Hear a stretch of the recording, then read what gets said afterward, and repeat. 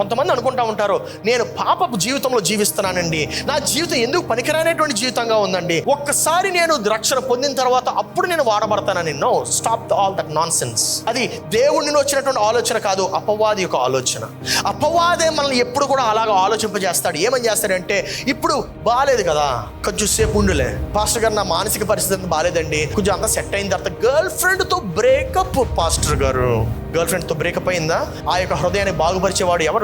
అబ్రాముగా ఉన్నప్పుడే దేవుడు అబ్రాముతో మాట్లాడాడు. ద పాయింట్ ఇస్, దేవుడు నీతో కూడా మాట్లాడుతూ ఉంటాడు, కానీ నువ్వు గుర్తించకపోతే ఎలాగా? దేవుడు నీతో కూడా మాట్లాడతాడు, ఆయన స్వరాన్ని వినకపోతే ఎలాగా? దేవుడు నీతో కూడా మాట్లాడతాడు, నువ్వు వింటే మాట్లాడతాడు.